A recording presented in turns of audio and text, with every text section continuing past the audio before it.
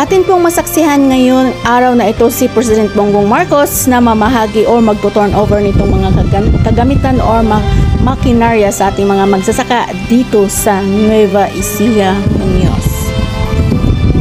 At kasabay po nito masasaksihan din natin ang pag-inaugurate ng ating mahal na Pangulong Bongbong Marcos sa rice processing dito. Simulat sa pool, laging binabanggit ni Pangulong Ferdinand R. Marcos Jr. na ang ating mga magsasaka ang nagsisilbing haligi ng ating ekonomiya. Sa kanilang mga kamay nakasalalay ang pagkain sa hapag ng bawat pamilyang Pilipino, kaya naman nararapat lang na kilalanin ng kanilang kabayanihan at patuloy na suportahan ang kanilang mga mitiin. At bilang tugon sa kanilang sakripisyo at pagsisikap, matutunghayan natin ngayong araw ang paglulungsad ng panibagong pasilidad upang matulungan pa ang ating mga magsasaka na mapagaan ang bigat na kanilang pinagdaraanan at para masuklian ang kanilang tulong para sa bansa. Isang mapagpalang araw po sa lahat ngayong katapusan ng Hunyo 2025. Sama-sama nating saksihan ang inauguration ng Rice Processing System o RPS2 at turnover ng farm machineries na pinangungunahan ni Pangulong Ferdinand R. Marcos Jr. katuwang ang Philippine Center for Post-Harvest Development and Mechanization o PhilMec ng Department of Agriculture. Sa kasulukuyan po ay nakikita natin ang ating Pangulo kasama sina Department of Agriculture Secretary Francisco Tiu Laurel Jr., si PhilMec Director Jonicio Alvindia, at si Deputy Director Joel Dator. Ngayong araw po ay ating ipinagdiriwang ang inauguration ng isang state-of-the-art rice processing system at ang turnover ceremony ng mga makinaryang pansaka sa ating mga minamahal na magsasaka. Ito po ay handog ng ating pamahalaan sa pamamagitan ng Department of Agriculture PhilMec sa mga magsasaka ng probinsya ng Nueva Ecija. Unang-una po sa mga makinaryang ipapamahagi ay ang 4-wheel tractors na may kasamang implements tulad ng rotavator, front loader at disc plow. Ang mga traktorang ito ay pangunahing ginagamit para sa land preparation o paghahanda ng lupa bago tamnan. Bukod po dito, ipapamahagi rin po ang rice combine harvesters na isa sa pinakamahalagang makinarya sa panahon ng anihan. Ang combine harvester naman po ay isang multifunctional na makinarya na sabay-sabay na gumaganap ng 3 proseso ng pag-aani, pag-iik at paglilinis ng palay. Nakikita po natin ang Pangulo ngayon kausap ang mga iba't ibang miyembro ng farmers organizations mula sa Nueva Ecija na siyang makakatanggap ng mga makinarya galing sa pamahalaan na under ng Rice Competitiveness Enhancement Fund Mechanization Program. Kanina, sir, nakausap natin yung isa sa mga benepisyaryo nitong farm equipment natin mula sa Grano de Oro Farmers Agriculture Cooperative. Dito yan sa Nueva Ecija. Sabi nila, meron silang 63 members na involving yung 350 hectares. Pero although na meron na raw silang harvester na ginagamit, malaking tulong daw po yung ibibigay sa kanila ngayong araw, lalo na sa panahon ng tagulan. Kasi mas mapapabilis yung kanilang pag-ani ng palay.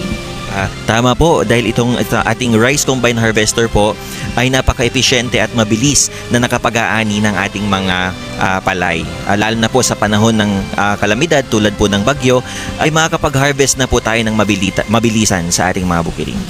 Malaki raw yung binabayad nila kapag nagrenta raw sila ng harvester sa private. Kaya po namamahagi po tayo ng mga libreng makinaryang ito para po mas mapababa ang mga service fee o ang porsyento na naibabayad nila sa kanilang mga inuupahang mga makinarya. Opo.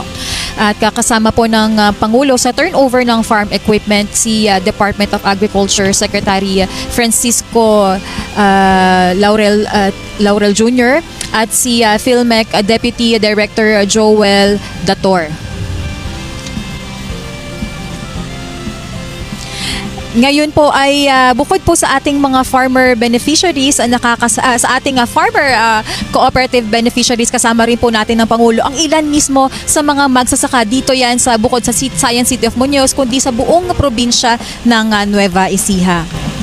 Pagkatapos po ng turnover, ngayon po ay masasaksihan natin ang unveiling ng marker ng Rice Processing System 2. Isa po ito sa mga highlight ng mga programa natin ngayong umaga na isa sa mga makabagong pasilidad na layunin pang mapababa ang post-harvest losses at mapaunlad ang kalidad ng bigas na inaani ng ating mga magsasaka.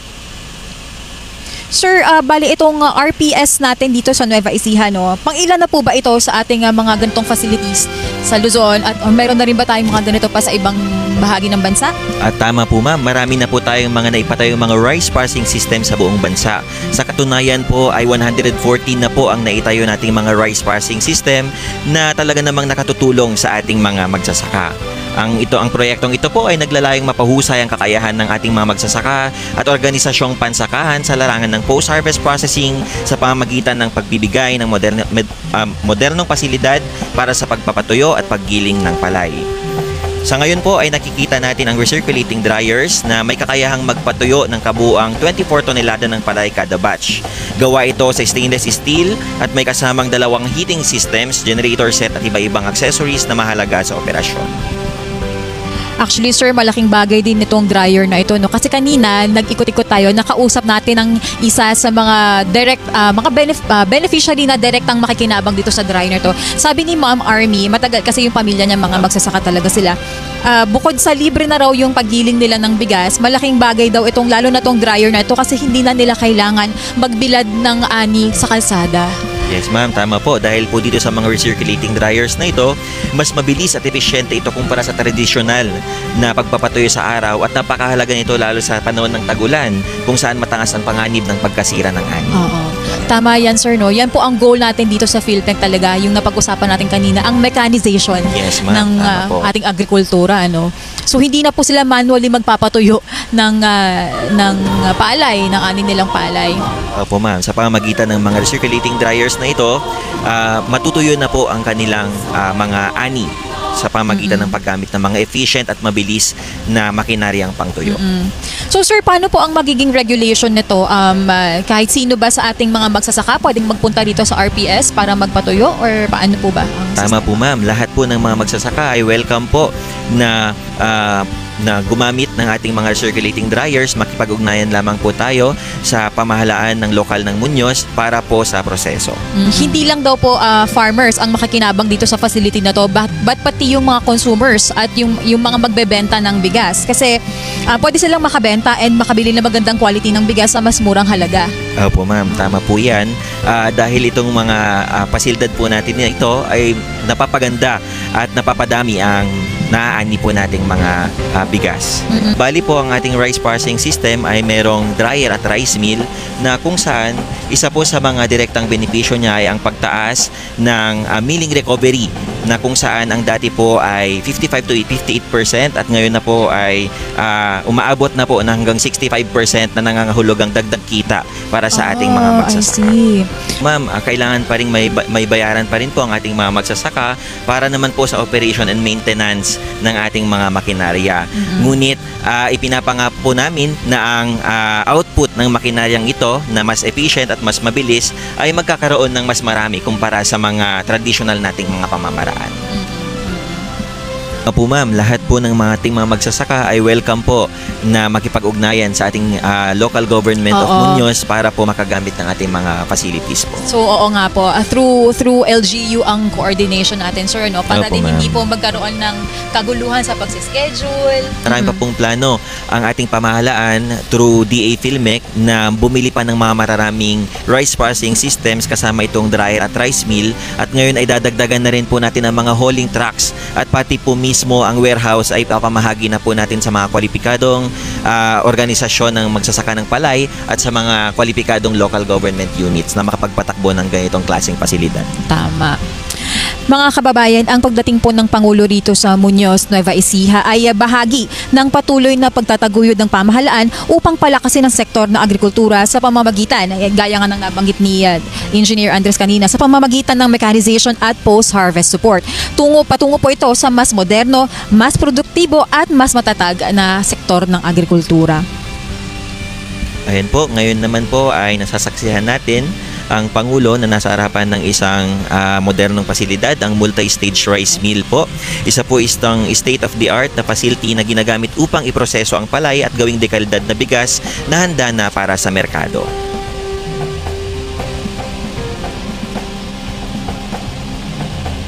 Gaya nga po ng nabanggit ko kanina, isa sa pinakamahalagang benepisyo ng sistemang ito ay ang pagtaas ng milling recovery rate sa 63 to 65% na mas mataas ng halos 7% kumpara sa pambansang average na 55 to 58%.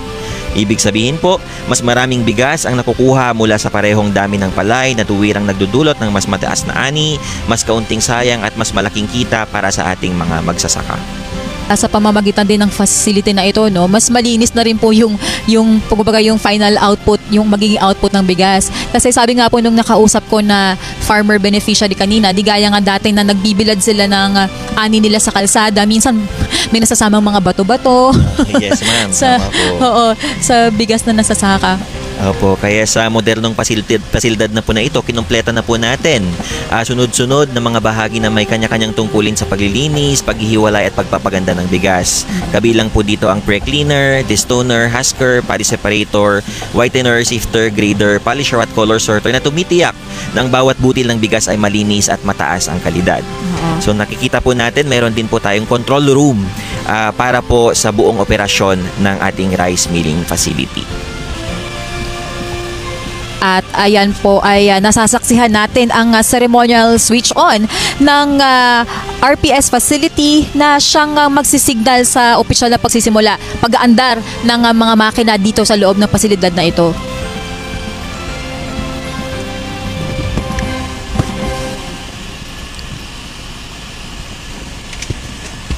Muli po, ang proyektong ito ay naglalayong mapahusay ang kakayahan ng ating mga magsasaka at organisasyong pansakahan sa larangan ng post-harvest processing sa pamamagitan ng pagbibigay ng modernong pasilidad sa pagpapatuyo at paggiling ng ating palay. Ito pong tinitignan ngayon ay ang ating paddy separator na kung saan pinaghihiwalay po natin ang palay at ang brown rice. Parang nakita ko kanina, sir, kung di po ako nagkakamali, parang may balat pa ng bigas dyan sa separator na yan, ano? Yes po. Ayan. At dito po ay pinaghihiwalay po natin yung palay at yung brown rice. Oo. Para naman po sa susunod pang mga proseso ng paggiling po.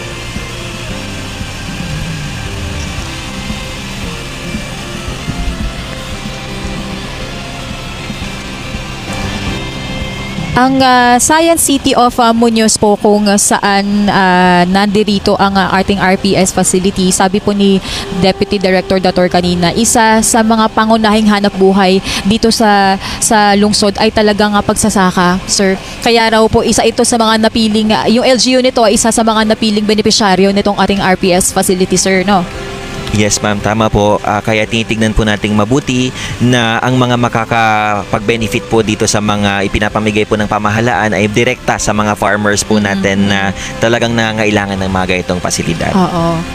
Tinatayang may mahigit 6,000 magsasaka raw po dito sa lungsod ang nasa pangangalaga ng ating local government unit na sila rin mga nag-aalaga sa halos 9,200 ektaryang lupang sakahan dito mismo sa lungsod.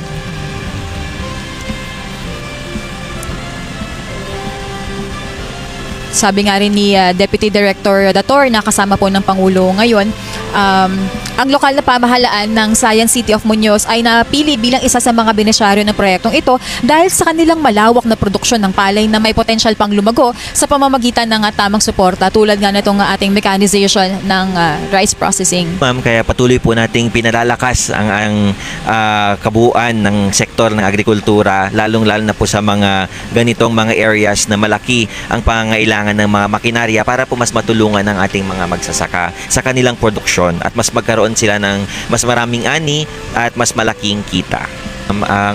Particularly ang mechanization component po na kung saan namamahagi po tayo ng iba't ibang mga makinaryang pansaka sa nagagamitin ng ating mga magsasaka ng palay mula po sa land preparation, sa crop establishment, harvesting and threshing, hanggang dito po sa post-harvest facility processing natin para po kumpleto na pong may pamigay natin ang mga kailangan po ng ating mga magsasaka mula sa pagprepara ng lupa hanggang sa magkaroon na po tayo ng output na bigas na gaya nga po ng ipinapakita ngayon dito na ready na po for market.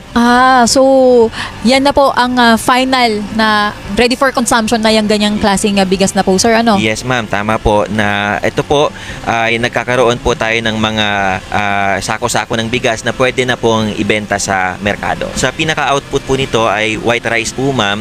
Subalit may mga components po yan ma'am na nakadepende po kung ano yung gusto mong output na pwede mong iayo sa setting para makuha mo po yung I output na see. gusto mo. Oo. Ma'am, opo, ay iba-iba lahat naman po ay kinikater po natin na kung ano man, kung saan manggaling mga farmers po iyan para po lahat po ng magpapagiling dito ay ma-accommodate po natin. Oo.